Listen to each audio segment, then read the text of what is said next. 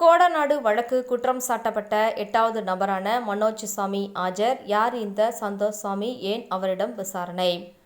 கோடநாடு கொள்ளை வழக்கில் 8வது நபராக குற்றம் சாட்டப்பட்ட சந்தோஷ் சாமி என்பவரிடம் விசாரணை நடைபெற்று வருகிறது. கோடநாடு வழக்கில் 8வது நபராக குற்றம் சாட்டப்பட்ட சந்தோஷ் சாமி கோவை காவலர் பயிற்சி பள்ளி மைதானத்தில் சிபிசிஐடி அலுவலகத்தில் விசாரணைக்கு ஆஜராக சம்மன் அனுப்பப்பட்ட நிலையில் கோவை காவலர் பயிற்சி மைதானத்தில் உள்ள சிபிசிஐடி அலுவலகத்தில் விசாரணைக்கு ஆஜரானார். அவரிடம் சிபிசிஐடி ஏடிஎஸ்பி முருகவேல் தலைமையிலான காவல்துறை விசாரணை மேற்கொண்டு வருகின்றனர்.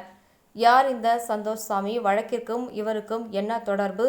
கேரளாவை சேர்ந்த சந்தோஷ் சாமியாராக இருந்தவர் இந்த வழக்கில் 9வது நபராக குற்றம் சாட்டப்பட்டவர்.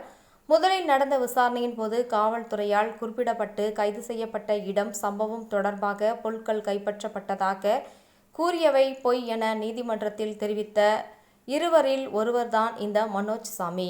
மற்றொருவரான 8வதாக குற்றம் சாட்டப்பட்ட சந்தோஷ் சாமியும் இவருக்கும் காவல்துறை கைது செய்யவில்லை எனவும் காவல்துறை அல்லாத நபர்களால் கேரளாவில் இருந்து அழைத்து காவல்துறையிடம் ஒப்படைக்கப்பட்டதாக இவர்கள் கூறியதாகவும் கூறப்படுகிறது. கோவில் பூசாரியான இவர் இந்த வழக்கில் சாயான் மூலம் உள்ளே வருகிறார். கோடநாடு பங்களாவில் கொள்ளை சம்பவத்தை நடத்த ஆலோசனை பெறுவதற்கு சாயானுக்கு தெரிவித்த நபரான கோவில் பூசாரி என்ற அடிப்படையில் மனோஜ் சாமியை கனகராஜ் சயான் அணுகுகின்றனர். மனோஜ் சாமி மற்றொரு பூசாரியான சந்தோஷ் சாமியை கனகராஜ் சயானுக்கு அறிமுகப்படுத்துகிறார். கொள்ளை சம்பவத்தை எவ்வித தடையும் இல்லாமல் நடத்துவதற்கு பூஜைகள் செய்யப்படுகிறது. இதுபோன்ற கனகராஜ் சயானை தவிர கொள்ளையடிக்கும் சம்பவம் தொடர்பாக அறிந்தவர்களாக இவர்கள் இருவரும் இருக்கின்றனர். மேலும் சம்பவம் நடந்த 2017 ஏப்ரல் மாதம் 23ஆம் தேதிக்கு ஒரு நாள் முன்பு 22ஆம் தேதி மனோஜ் சாமி உள்பட 2 பூசாரிகள் கனகராஜ் சயான் தங்கியிருந்த கோவைக்கு வந்து இணைந்து அடுத்த நாள் இருவருடனும் உதகைக்கு வருகின்றனர்.